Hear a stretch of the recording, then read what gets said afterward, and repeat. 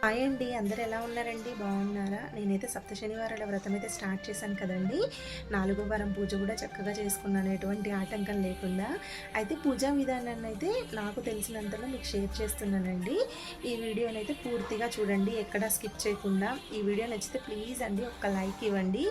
ఛానల్లో చాలా వీడియోస్ ఉన్నాయండి, చూడండి. నచ్చితే సబ్స్క్రైబ్ చేసుకోండి.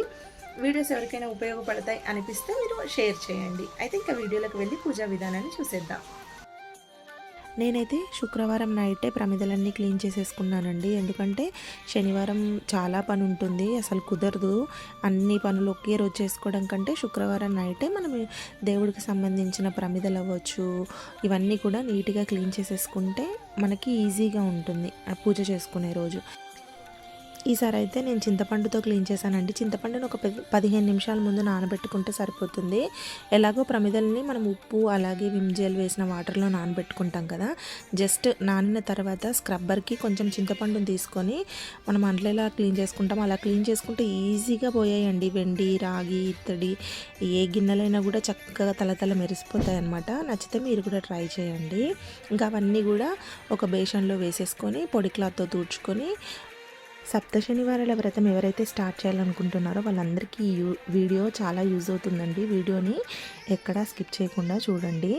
అయితే పూజకు ముందు రోజు ఏం చేయాలంటే ఇల్లంతా కూడా డీప్ క్లీనింగ్ చేసుకోవాలండి. బ్లాంకెట్లు అవ్వచ్చు, అలాగే ఇంట్లో ప్రతి వస్తువుని కూడా నీట్గా క్లీన్ చేసుకోండి. మీకు వీలైనంతలో ఇల్లుని నీట్గా పెట్టుకోండి. ఆ తర్వాత మంచిగా తలస్నానం చేసేసుకొని పూజా ఐటమ్స్ తెచ్చుకోండి. పూజకు కావాల్సిన ఐటమ్స్ అన్నీ కూడా ముందుగానే నోట్ చేసుకోండి. మనకి పూజకు కావాల్సిన ఐటమ్స్ వీడియో కూడా నేను మన ఛానల్లో పెట్టాను. ఎవరికైనా డౌట్ ఉంటే ఆ వీడియోని చూడండి, మీకు ఏమేమి తెచ్చుకోవాలో అర్థమైపోతుంది. అయితే పూలు ఒక 1/2 kg తెచ్చుకుంటే సరిపోతుంది. అలాగే తులసి మాలలు చాలామందికి దొరకట్లేదు అంటున్నారండి. తులసి మాలలు ఎక్కడ దొరుకుతాయంటే nearby Venkateswara Swamy temples, అంటే మీ ఇంటికి దగ్గరలో వెంకటేశ్వర స్వామి టెంపుల్స్ ఎక్కడైతే ఉంటాయో అక్కడ కంపల్సరీ తులసి మాలలు అమ్ముతారండి. మూర 50 రూపాయలు ఎంతో ఉంటుంది. మీరు పెద్ద పట్టం అనుకోండి, 2 మూరలు తీసుకుంటే సరిపోతుంది. లేదు చిన్న పట్టం అంటే ఒక మూర తులసి మాల అయితే మీకు కరెక్ట్గా సరిపోతుంది. నేనైతే 2 మూరలు తీసుకుంటానండి ప్రతి వారం కూడా. పూజకు ముందు రోజే అన్నీ సిద్ధం చేసుకొని పెట్టుకోండి. అసలు చాలా వరకు రిలీఫ్గా ఉంటుంది, టెన్షన్ పడాల్సిన పని లేదు. మార్నింగ్ లేవగానే ఇల్లులన్నీ మళ్ళీ ఒకసారి నీట్గా క్లీన్ చేసేసుకొని పసుపు నీళ్ళు చల్లుకొని బయట ముగ్గులు వేసేసుకోండి. అయితే బ్యాక్గ్రౌండ్లో వీడియోని మీరు చూసుకొని ప్రసాదాలు చేసుకోండి. నేను ఇక్కడ లాస్ట్ వీడియోకి వచ్చిన కామెంట్లకి రిప్లై ఇస్తూ ఈ వీడియో చేస్తూ ఉంటాను. వీడియోని అయితే స్కిప్ చేయకుండా చూడండి. అయితే చాలామంది అడుగుతున్నారు, అక్క మేము 3 వీక్స్ చేసుకున్నాము, 4th వీక్ ఆటంకం వచ్చింది, పీరియడ్స్ వచ్చాయి, మళ్ళీ ఫస్ట్ నుంచి స్టార్ట్ చేయొచ్చా అని అడుగుతున్నారు పూజని. అలా ఏం లేదండి. 4th వీక్ ఆటంకం అనేది 3 వీక్స్ మనకి మంత్ అయిపోయిన తర్వాత స్టార్ట్ చేసామనుకోండి, 3 వీక్స్ కంటిన్యూస్గా పూజ ఎవరైనా చేసుకుంటాము. 4th వీక్ వచ్చేసరికి ఆటంకం వస్తుంది, అంటే పీరియడ్స్ వస్తాయి. పీరియడ్స్ అయిపోయిన తర్వాత మళ్ళీ నార్మల్గా ఇల్లులన్నీ నీట్గా క్లీన్ చేసుకోవడము, పూజకు సంబంధించిన అన్నీ కూడా డీప్ క్లీనింగ్ చేసుకొని 4th వీక్ పూజ చేసేసుకోవచ్చు. ఇంకా ఏదైనా ఆటంకం వస్తే మాత్రము కొంచెము పూజని పోస్ట్ పోన్ చేసుకోండి. అదంతా అయిపోయిన తర్వాత పూజ చేసుకోవచ్చు, ఏం పర్లేదండి. మళ్ళీ ఫస్ట్ నుంచి స్టార్ట్ చేయాల్సిన పని లేదు. 3rd వీక్ అయిపోయిందంటే 3rd వీక్ అయిపోయినట్టే, 4th వీక్ నుంచి కంటిన్యూ చేసుకోండి. నెక్స్ట్ కామెంట్ వచ్చేసేసి పీఠము పెట్టుకున్న రోజు, అంటే మనము శనివారం పూజ చేసుకుంటాం కదా, ఆ రోజు మాత్రం పెట్టుకుంటే సరిపోతుంది పీఠాన్ని.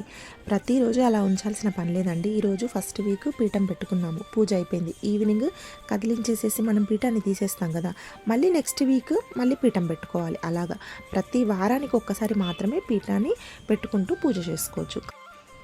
ఒక సిస్టర్ అయితే ఫ్రైడే నైట్ కామెంట్ చేశారు, అక్క నేను రేపు పొద్దున్న చేసుకుంటున్నాను, చేయాలనుకుంటున్నాను పూజ, కొంచెం ప్రాసెస్ చెప్పండి, వివరంగా చెప్పండి అనేసి అన్నారు. నాకు నిజంగా బాధ అనిపించింది. ఎందుకంటే నేను కూడా ఇలాగే టెన్షన్ పడ్డాను కదా. ఫ్రైడే అనుకున్నాను, ఆ రోజే పూజకు కావాల్సినవన్నీ తెచ్చుకొని సాటర్డేనే స్టార్ట్ చేశాను కదా, నాకు కూడా చెప్పేవాళ్ళు లేరు. అన్నీ చూసి చేయడము ఇలా చేసుకున్నాను. అంటే ఫుల్గా ఎవరు చెప్పట్లేదండి డీటెయిల్గా. అయితే అందుకని చెప్పేసి మళ్ళీ వీడియోని బ్యాక్గ్రౌండ్లో ప్రాసెస్ వేరే వస్తుంది, నేను చెప్పేది వేరే అవుతుంది. అయినా కూడా అర్థమయ్యే వాళ్ళకి చక్కగా అర్థమవుతుంది, అంటే పూజ చేసుకునే వాళ్ళకి చక్కగా అర్థమవుతుంది ఈ వీడియో. అందుకని చెప్పి క్లారిటీగా చెప్దామని ఈ వీడియో అయితే షేర్ చేస్తున్నాను. ఈవినింగ్ ఏం చేయాలి అనేది నేను అది కూడా సపరేట్గా వీడియో చేసి పెడతాను. మార్నింగ్ మాత్రం ఏ విధంగా చేసుకోవాలనేది ఈ వీడియోలో ప్రాసెస్ అంతా ఫుల్గా పెట్టాను. మీరు చక్కగా చూడండి, వీడియో మొత్తం చూస్తే చక్కగా అర్థమైపోతుంది మీకు. ప్రసాదాలు కూడా ఎలా చేసుకోవాలో ఆల్రెడీ నేను వీడియో చేసి పెట్టానండి.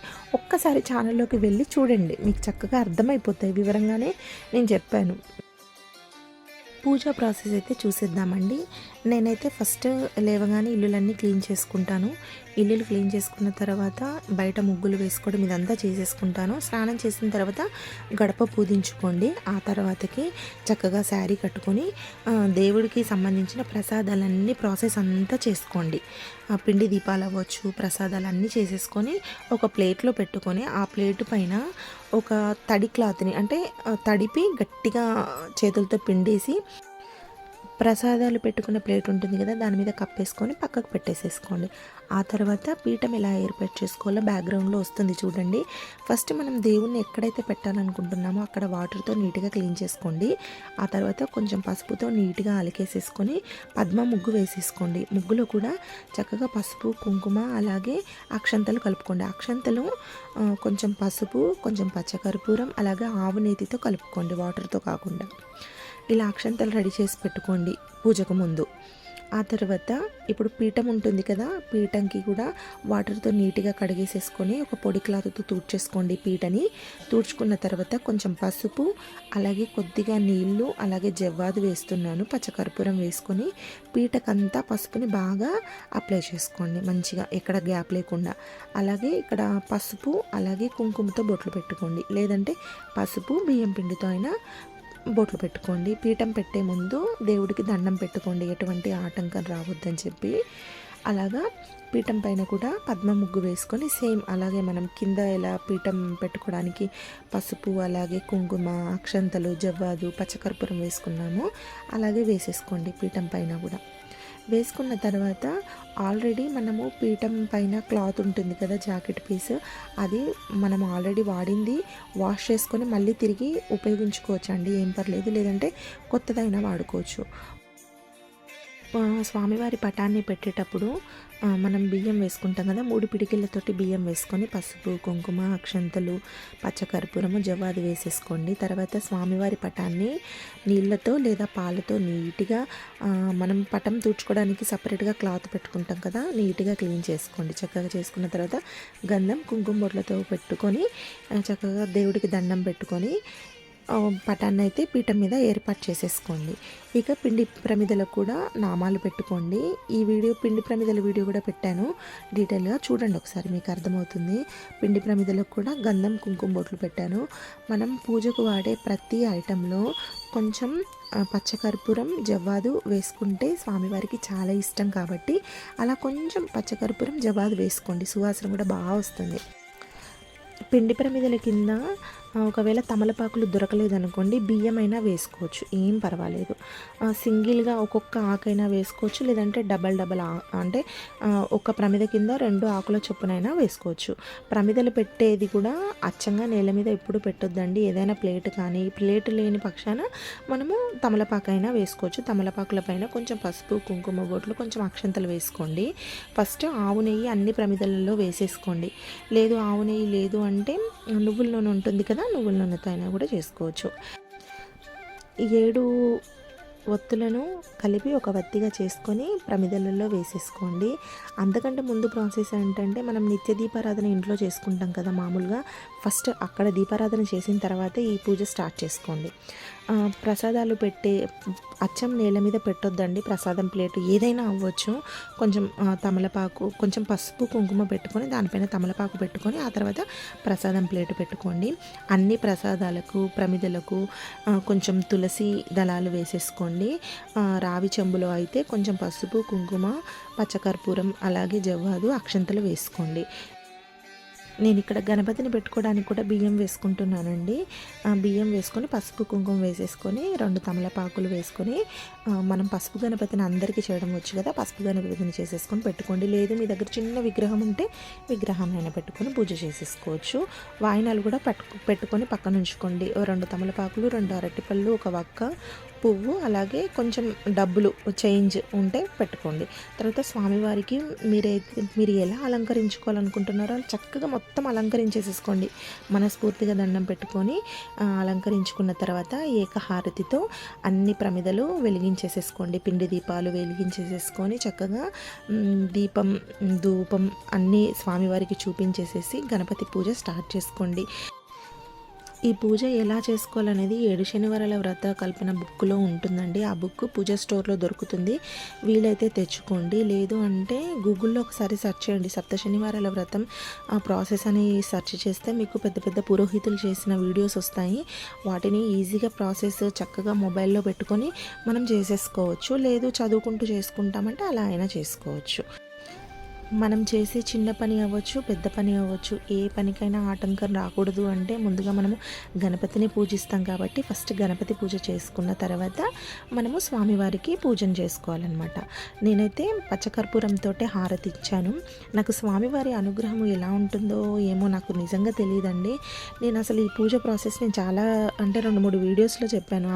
అనుకోకుండానే చేస్తున్నాను కదా. మనసుకైతే చాలా పాజిటివ్గా ప్రశాంతంగా హాయిగా అనిపిస్తుందండి. ఏ పనైనా మొదలుపెట్టే వరకే టెన్షన్ అండి. ఆ తర్వాతకి అన్నీ అర్థమైపోతాయి. ఎలా ఈజీగా చేయాలి అనేది కూడా మనకి దేవుడు నేర్పించేస్తాడు. మనం కోరుకునే కోరిక తీరొచ్చు, తీరకపోవచ్చు. మనం అనుకున్న దానికంటే భగవంతుడు ఎక్కువ కూడా ఇవ్వచ్చు. ఎలా అయినా జరగచ్చు అండి. ఈ పూజ చేసుకుంటే ఇలాగే జరుగుతుందని ఎవ్వరూ చెప్పలేదు. ఇలాగే చేసుకోవాలి, వీళ్ళే చేసుకోవాలి అనేది కూడా రూల్ ఏం లేదు. మన మనసుకి మంచిగా అనిపించాలి, ప్రశాంతంగా అనిపించాలి పూజ చేసినప్పుడు. అదొక్కటే చూసుకోండి. మనకు కావాల్సింది భగవంతుడు ఎలాగో ఇస్తారండి. కొంచెం లేట్ అయినా కూడా ఇస్తారు. మీ అందరికి ఒక చిన్న విషయాన్ని షేర్ చేస్తానండి. అదేంటంటే నేను చేతులు చూపిస్తున్నాను కదా దేవుడి ఫోటో దగ్గర చిన్న చెక్క బొమ్మ, అది వెంకటేశ్వర స్వామిది. పోయిన శుక్రవారం నేను పూజ చేసుకోలేదు, ఆటంకం వచ్చిందండి నాకు.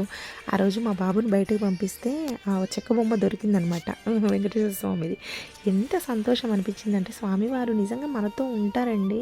మనం అడిగేటివి మనం చేసే పనులన్నీ చూస్తూ ఉంటారు ఆయన. నేను బాధపడుతున్నాను పొద్దున్నుంచి. అంటే శనివారము ఏమేం చేయాలి ఎలా చేయాలని ముందు రోజు అనుకుంటూ ఉంటాం కదా మామూలుగా. ఇప్పుడు శుక్రవారమే అన్నీ రెడీ చేసుకుంటాం కదా. ఆ రోజు చాలా బాధ అనిపించిందండి నిజంగా. అలా బాధపడుతున్న సమయంలో స్వామివారు నన్ను ఓదార్చారేమో నిజంగా. అదనమాట. ఈ వీడియో నచ్చితే లైక్ ఇవ్వండి.